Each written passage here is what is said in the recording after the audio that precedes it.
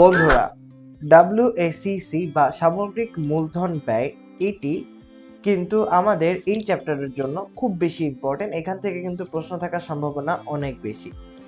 তো এ পর্যায়ে আমরা এই সামগ্রিক মূলধন ব্যয় নির্ণয়ের পদক্ষেপ সমূহ এবং এই মূলধন ব্যয় নির্ণয়ে উত্তরণ ব্যয়ের যে প্রভাবটা সেটা সম্পর্কে আমরা জানবো। আমি আবারও বলছি, এই টপিকটা খুব বেশি ইম্পর্টেন্ট। এই টপিকটা যদি ভালোভাবে আমরা বুঝতে পারি, আমাদের এই WACC আমরা কিভাবে নির্ণয় করব সেই জিনিসগুলো সম্পর্কে কিন্তু পুরোপুরি ধারণা লাভ করতে পারবো।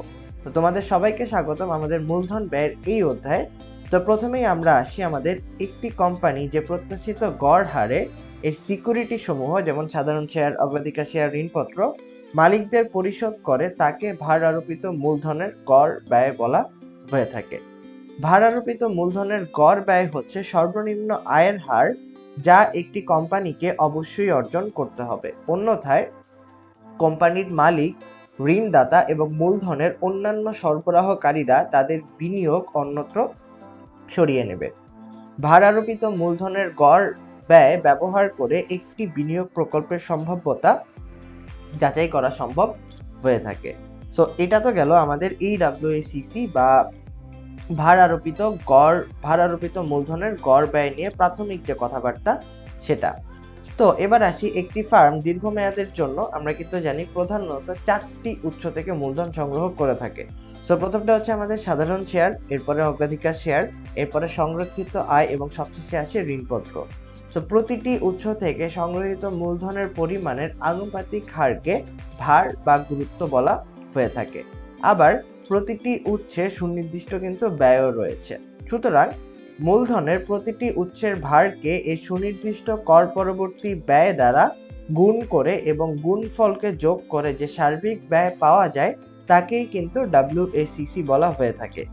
অন্যভাবে যদি আমরা বলি, মূলধন সংগ্রহের সকল উৎসের সমন্বয়ে গঠিত মোট মূলধনের গড় ব্যয়কেই কিন্তু WACC বলা হয়ে থাকে। তো এই ভার আরোপিত মূলধনের গড় ব্যয় নির্ণয়ের যে সূত্রটা যদি আমরা দেখি, সেক্ষেত্রে সূত্রটা দাঁড়াবে WACC = WD × KD, WP × KP, WE × KE, WR × KR। এখন এটা তখনই হবে যখন আমাদের KD মানে হচ্ছে আমাদের ঋণ মূলধন ব্যয়, এরপরে আসে আমাদের KP মানে হচ্ছে অগ্রাধিকার শেয়ার ব্যয়, KE মানে হচ্ছে সাধারণ শেয়ার ব্যয় এবং KR মানে হচ্ছে আমাদের সংরক্ষিত মুনাফা বা সংরক্ষিত আয়ের ব্যয়। এখন এগুলো কিন্তু সবগুলোই আসবে যখন আমাদের এই 4টি উৎস থেকেই আমাদের মূলধন সংগ্রহ করা হয়ে থাকবে। এখন এরকম হলো, ঋণ মূলধন ব্যবহার করা হলো না, বাকি 3টা করা হলো, সেক্ষেত্রে কিন্তু এই বাকি 3টা আসবে। আবার এরকম হলো মাঝখানে দুটো হলো না, প্রথমটা এবং শেষটি হলো, তো সেক্ষেত্রেও কিন্তু এই প্রথমটি এবং শেষটি হবে। তো এখান থেকে আমরা বলতে পারি আমাদের এই যে ভার আরোপিত গড় মূলধনের ব্যয়, এটা নির্ণয় করার সূত্র হচ্ছে WACC।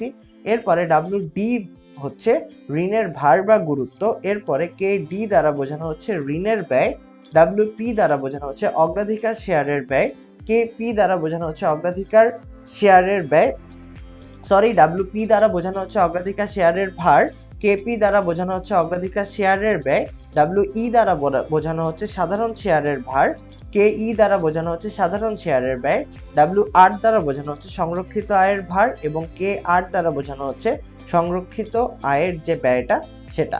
সো এইভাবে আমরা W দ্বারা হচ্ছে ভার বোঝাই এবং K দ্বারা হচ্ছে ওই ব্যয়টা বোঝাই এবং ED K তারপরে আমাদের P যেটা, এটা দ্বারা কিন্তু আমাদের কোন ধরনের উৎস থেকে সংগ্রহ করা হচ্ছে সেই জিনিসটা বোঝায়। তো এবার আমরা যদি এই ভার আরোপিত গড় মূলধন ব্যয় বা WACC নির্ণয়ের পদক্ষেপ সমূহ দেখি, প্রথমেই আসে মূলধন কাঠামো। সো প্রতিটি ফার্ম বিভিন্ন উৎস থেকে মূলধন সংগ্রহ করে এবং প্রতিটি উৎসের সুনির্দিষ্ট কিন্তু ব্যয় আছে। মূলধন কাঠামোর ভিত্তিতে মূলধন ব্যয় নির্ণয় করা হয়ে থাকে। মূলধন কাঠামো সাধারণ শেয়ার, অগ্রাধিকার শেয়ার, ঋণপত্র এবং সংরক্ষিত আয়ের সমন্বয়ে গঠিত বা গঠন করা হয়ে থাকে। এরপর আসে ভার বা গুরুত্ব নির্ণয়। সো মূলধন কাঠামোর প্রতিটি উপাদানের অনুপাত নির্ণয়কে গুরুত্ব নির্ণয় বলা হয়ে থাকে। ভার নির্ণয়ের ক্ষেত্রে পুস্তক মূল্য, বাজার মূল্য ইত্যাদি বিবেচনা করা হয়। তো যেইটা আমরা এতক্ষণ যে ওয়েট নিয়ে কথা বললাম বা ভার, এটাই কিন্তু হচ্ছে সেটা। তো এটা দ্বারা বোঝানো হয় যে আমাদের সুনির্দিষ্ট উপাদানের পরিমাণ ডিভাইডেড বাই মোট মূলধনের যে পরিমাণটা সেটা। তো এইভাবেই মূলত ভার নির্ণয় করা হয়ে থাকে। তো এরকম হলো যে আমাদের যে 10 লাখ টাকার মধ্যে 2 লক্ষ টাকা আমরা ফর এক্সাম্পল ধরলাম কোনো একটা উৎস থেকে। সো এই সুনির্দিষ্ট উপাদানের পরিমাণ উপরে 2 লক্ষ টাকা হবে এবং মোট যে মূলধনের পরিমাণ এটা কিন্তু নিচে হবে। এরপর আসে সুনির্দিষ্ট ব্যয় নির্ধারণ। সো মূলধন কাঠামোর প্রতিটি উৎসের ব্যয় পৃথকভাবে নির্ণয় করতে হবে। সাধারণ শেয়ার, অগ্রাধিকার শেয়ার, দীর্ঘমেয়াদী ঋণ এবং সংরক্ষিত আয়ের ব্যয় নির্ণয় নির্দিষ্ট সূত্র আছে। সূত্র প্রয়োগ করে কিন্তু ব্যয় নির্ণয় করতে হয়ে থাকবে। সো এইটা হচ্ছে আমাদের এই যে সুনির্দিষ্ট ব্যয় নির্ধারণ, এই পয়েন্টটা নিয়ে আলোচনা। এরপর আছে কর পরবর্তী ব্যয়। সো মূলধন ব্যয় নির্ণয়ের ক্ষেত্রে করের বিষয়টি বিবেচনা করতে হবে, কেননা কর পরবর্তী ব্যয়ের ভিত্তিতে মূলধন ব্যয় নির্ণয় করা হয়ে থাকে।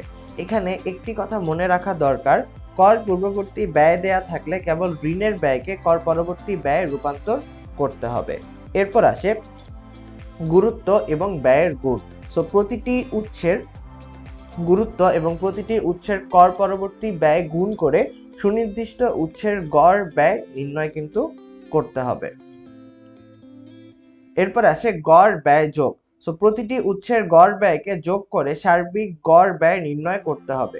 গড় ব্যয় সাধারণত 1 টাকার হিসেবে নির্ণয় করা হয়, এমনকি শতকরার ভিত্তিতেও নির্ণয় করা যেতে পারে। সো এদের যোগফলকে WC দ্বারা প্রকাশ করা হয়ে থাকে।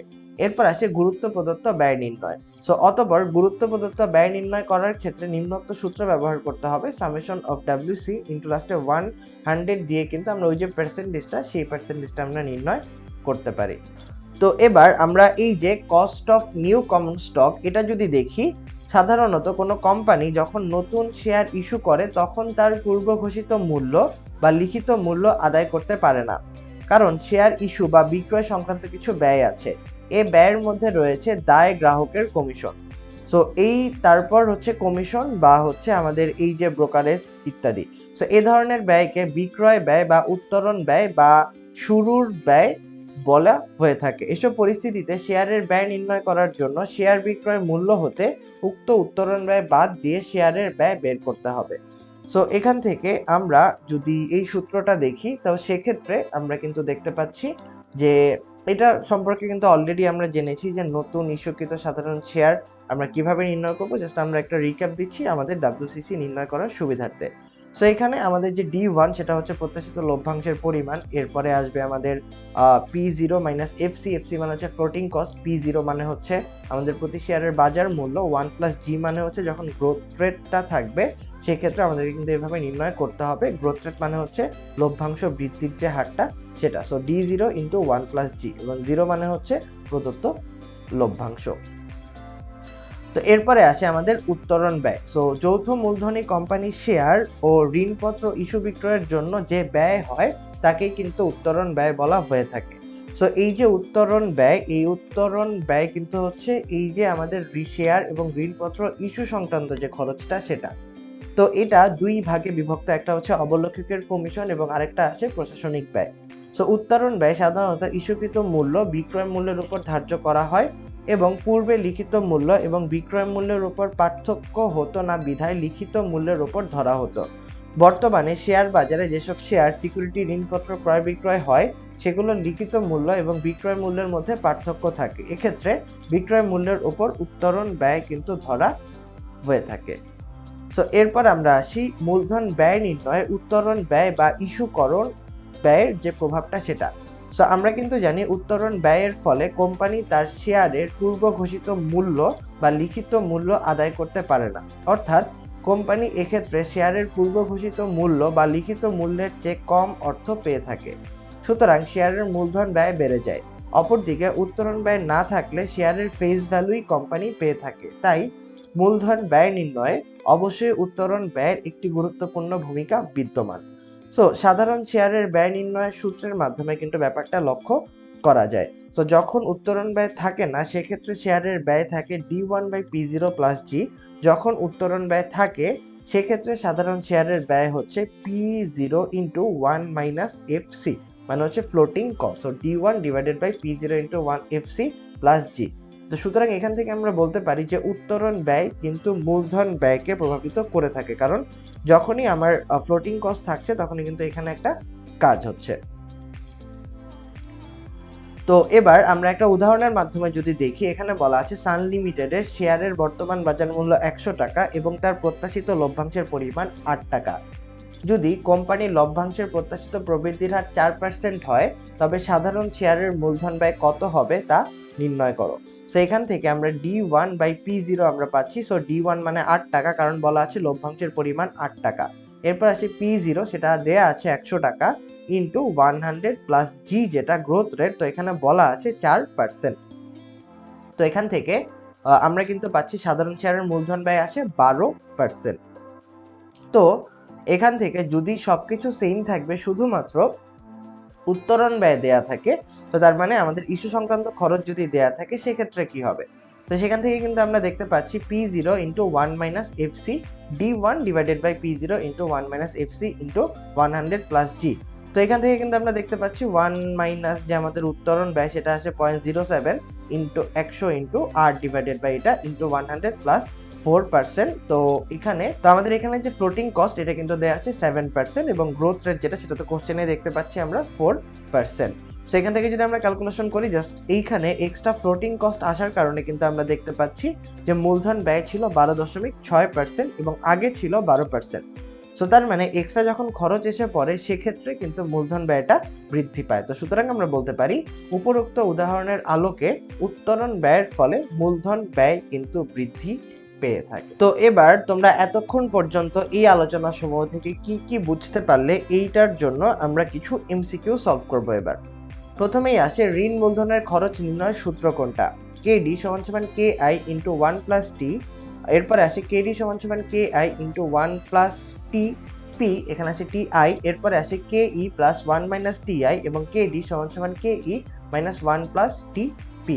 এবং এরপরে আসে যেটা, কোনটি ঋণ মূলধন ব্যয়ের পরোক্ষ সুবিধা? মুনাফা বৃদ্ধি, কর হ্রাস, মুনাফা হ্রাস।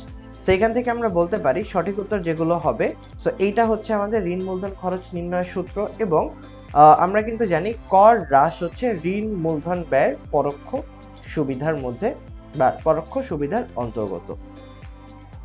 তো বন্ধুরা, এই পর্যন্তই মূলত ছিল আমাদের এই টপিকটা নিয়ে আলোচনা। আমি আশা করব তোমরা সবাই খুব ভালোভাবে বুঝতে পেরেছো। মনোযোগ দিয়ে ভিডিওটা দেখার জন্য সবাইকে অসংখ্য ধন্যবাদ। পরবর্তী ভিডিও দেখার জন্য আমন্ত্রণ জানিয়ে এই ভিডিওটা আমরা এখানেই শেষ করছি।